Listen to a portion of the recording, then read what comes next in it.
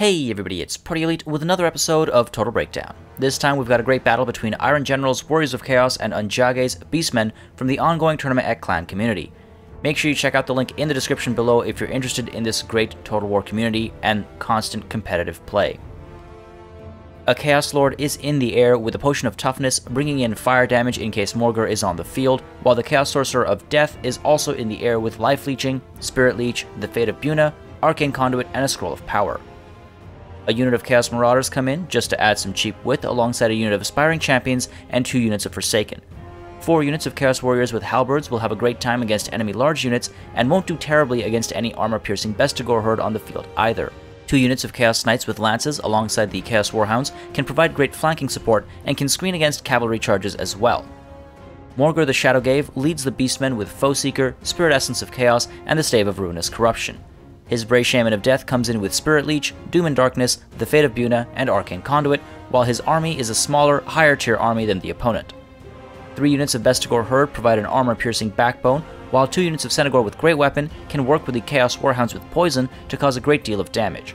Razorgore Herd add more armor-piercing support to the field, while the Minotaurs with Shields bring some armor-piercing heavy-hitting support, and the Minotaurs with Great Weapons bring armor-piercing, heavy-hitting, anti-large support.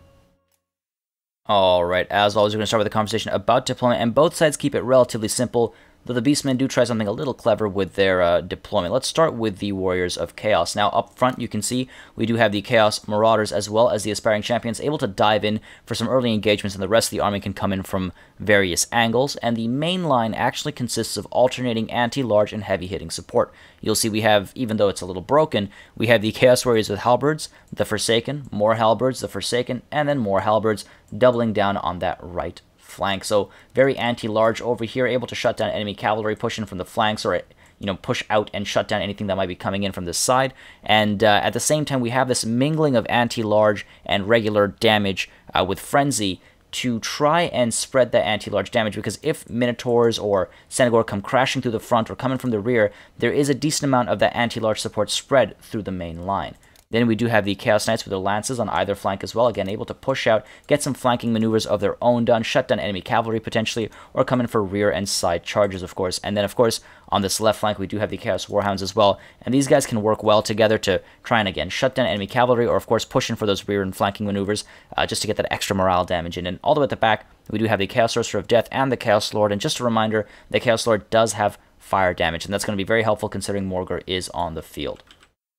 So now, let's take a look at the Beastmen. Again, relatively simple over here. As you can see, we've got the Senegor with Great Weapon up front, and a little bit of cheekiness with the Senegor with Great Weapon alongside the Chaos Warhounds with Poison tucked away in these trees, though they are not hidden. The rest of the army, again, pretty plain. We've got the front line of Bestigor Herd. Mingling with them, we do have Morgur the Shadowgave as well as the Brave Shaman of Death, while the Razorgore Herd cover either flank. In the center here, we do have the Minotaurs with Shields able to dive in after front lines engage, and the Minotaurs with Great Weapons off to the side here. Again, these guys are anti-large, so they can shut down enemy cavalry, or, of course, push in for rear and flanking maneuvers when the time presents itself. Now, let's kick it into full gear here and take a look at how this breaks down. And you'll see, of course, the Beastmen have a much smaller army. They are significantly smaller, maybe half the size, and so an envelopment would be rather easy. And right away, though, you do see the Chaos Sorcerer of Death pushing forward, just maybe to get some scouting done would be a good idea to push this way and just to see, confirm that that's all there is. But, of course, these guys do push out of the trees. I think they realize that they're not actually hidden, so they just pull out of the trees, and the Chaos Sorcerer, again, pushing forward just to get some early damage and get a cast off of Spirit Leech or the Fate of Buna and get some damage in nice and early, never a bad call. And you'll see here, the Bestigor Herd, a very threatening unit for the Warriors of Chaos because they are armor-piercing. They do get hit by the Fate of Buna, so getting some early damage in there as predicted, and the rest of the Chaos Warriors do pivot. They're actually turning around to shift the battle lines in this angle as opposed to a head-on engagement. Again, this creates a wonderful opportunity for a flanking maneuver to come in from the sides and actually shut down the enemy with a full envelopment or an encirclement. And you'll see over here we do have the Minotaurs with Great Weapons pushing off to the side alongside the Senegor with Great Weapon, possibly looking to hunt down the Chaos Warhounds and the Chaos Knights early on just to get them off the field. At the same time, you'll see we have the Chaos Warhounds with Poison and this other unit of Senegor with Great Weapon joining this clump on the left to push in. And at the same time, on the right, the Chaos Knights with Lances getting a little adventurous here, possibly getting a little aggressive, looking to find an engagement. And you'll see the Bestigor Herd here have taken a lot of damage already at about half health, while over here the Senegor with Great Weapon do pull away from the Chaos Knights, don't want to get engaged with the Chaos Lords so nearby. And you will see the Brave Shaman of Death does pop on these Chaos Knights with lances, the Fate of Buna. So again, getting a decent amount of damage in there, and now pushing in full aggression here, trying to shut down this collective over here, take care of these Chaos Warhounds, but these guys all retreat alongside the Chaos Warriors with halberds and the Chaos Knights with the lances, and in response, the Chaos Sorcerer of Death does pop upon the Senegor with Great Weapon, the Fate of Buna. Again, trying to get some damage in there, very nicely done, at the same time popping Arcane Conduit and the Scroll of Power just to make sure that the power reserve is maximized so that these spells can constantly flow out. And you'll take a look and see that the Chaos Knights have taken a lot of hurt, and meanwhile the Chaos Warriors with halberds, though, able to protect these guys from the incoming charges, and the Senegor with Great Weapon taking a lot of damage right away. And right now the Chaos Warriors are all pushing in to try and counter this aggression. The Razorgore Herd do push in, but then decide to pull away as the halberds are quite threatening. They are anti-large, and the Senegor with Great Weapon have taken a lot of hurt between the Fate of Buna and the halberds there. They've taken a lot of damage. The Chaos Warhounds here, though, getting very aggressive all over here. The Razorgore Herd are able to get a clean charge on these Chaos Knights with lances. They're not able to react. They actually eat the charge, and they take a decent amount of damage there, while these halberdiers are pushing into try and provide some support.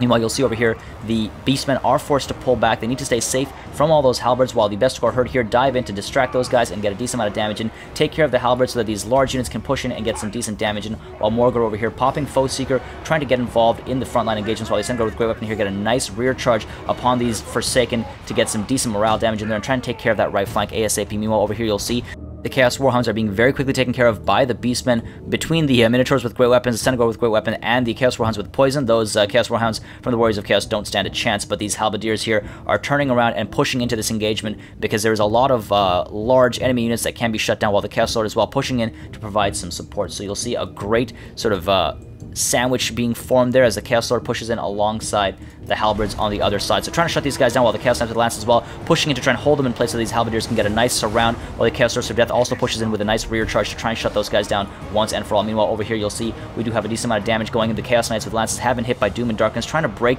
this right flank, as you'll see the Forsaken as well as these Chaos Warriors with halberds taking a lot of damage, but these Razorgore Herd are being destroyed by the halberdiers there. These guys need to disengage. They're in a horrible situation here, especially the Chaos Knights with lances. They're much better off cycle charging, so they need to be pulled away, while you'll see here on the left flank the Chaos Knights with lances have been completely devastated, but so too have the Senegor with Great Weapon as well as the Chaos Warhounds with Poison. They've been completely destroyed. The Chaos Knights have taken a lot of hurt, but the halberdiers still stand strong, as well as the Chaos Sorcerer of Death, while the Chaos Lord does dive into this engagement over here, now trying to take care of the Bestigor Herd, diving in and maybe engaging the Razorgore Herd here as well, just to free up some of these Warriors of Chaos units, while all the way over here you'll see the Chaos Warriors with halberds have been beaten up and they've taken a lot of hurt, need to pull away alongside the rest of that right flank. So the Warriors of Chaos are actually in a very precarious situation right now. They've lost their right flank, and you can see here we do have these Minotaurs with shields pushing in, able to get a full surround on some of these units. These Chaos Warriors with halberds beating on Morgor the Shadowgate, trying to get some damage in there, while the Chaos Lord here disengaging, pops the Potion of Toughness.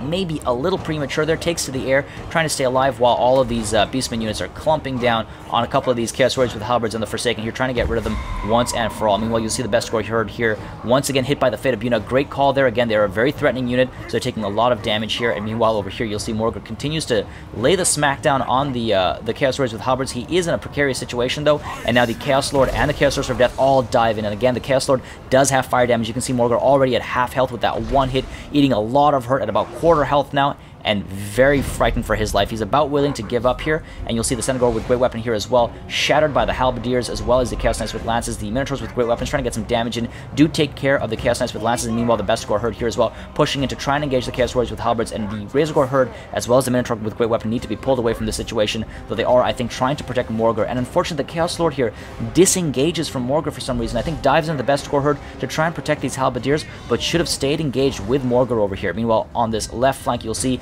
these Chaos Warriors with halberds holding that left flank in place, trying to hold back 2 units of Bestigor Herd, a couple of Chaos Spawn. We also have the Minotaur with shields here, but you'll see the Minotaur with shields very nicely done here. They do disengage, they push to the side, and again, we rarely see this. We need to see this a lot more often, coming for a nice rear charge. I don't think they're able to get a full charge in there, but they do a decent amount of damage, especially to morale, to those Chaos Warriors with their halberds. Of course, they are anti-large, so that engagement needs to be taken care of very quickly, and those Minotaurs with shields need to disengage as quickly as possible, otherwise they will be taken care of. Meanwhile, you'll see the Minotaurs with Great Weapons here, unfortunately, engaged against these Chaos Warriors with halberds. They're having an alright time right now, but we've got these halberdiers pushing in as well, able to shut down those Minotaurs once and for all with a full surround, while these Bestigor Herd here are trying to push in and intercept that movement. Off to the left here, meanwhile, you'll see the Chaos Warriors with halberds have given up. They do not want to stick and fight. They've been fully surrounded. They've been beaten up. The Bestigor herd and the Minotaurs have done a great deal of damage, and they are now giving up while Morgr is still on the retreat. He does need to be shut down. You'll see the Chaos Sorcerer of Death flying around, maybe just getting ready to find an avenue for attack, hit by Spirit Leech himself, so he's eating a lot of damage there, while the Chaos Lord as well decides to dive into the Bestigor herd here and try and shut them down once and for all, while the Minotaurs with great weapons here do get completely destroyed, and they are now routing. They don't want to fight anymore. They have been taken care of, while the Chaos Warriors with halberds here again taken care of, and so the Beastmen are pushing in towards the Chaos Lord, but the Chaos Lord takes to the air just in time to stay safe, and now decides to go after Morgr, who has decided to return to the fray. Gets hit very hard, eating a lot of damage there, instantly made to break, and now the Chaos Lord is going to be persistent and make sure that Morgr does die, and that's terrible for Beastmen leadership, of course. Meanwhile, you'll see the Warriors of Chaos have been able to reform. They've actually pulled their lines together, and they've been able to form up, and that's a great call, because right now morale is extremely important, and this will allow the Warriors of Chaos to come out on top in a head-on engagement. That's exactly what's happening here. You'll see the Bestigor herd here trying to dive in and get some damage done. The Chaos Sorcerer hit by Spirit Leech to try and take care of that magical support, but with the Chaos Lord there providing some morale support, and these guys all diving in with their halberds, the Forsaken as well, getting a decent amount of damage done. The Chaos Marauders not in the best of spots, but the Chaos Lord does dive in, gets a great rear charge. Terror does start to kick in. We have another Spirit Leech dropping on the Brace Shaman of Death, and a Pyrrhic victory for the Warriors of Chaos. This battle really could have gone either way, as the Warriors of Chaos and Beastmen traded blows and magical damage back and forth. There were some missed opportunities early on for the Warriors of Chaos to get a good flanking maneuver, possibly a full encirclement, but at the end of the day, Morgr was left isolated, and the Chaos Lord was very wise to dive in with his fire damage and take him off the field. That sudden drop in morale was a huge, huge blunder for the Beastmen. As always, make sure you subscribe to this channel for more Total War content and keep sending in those battle replays. I do think it's one of the best ways to learn, and it's always nice to highlight such great battles from the community. Thank you very much for watching, and I'll see you on the battlefield.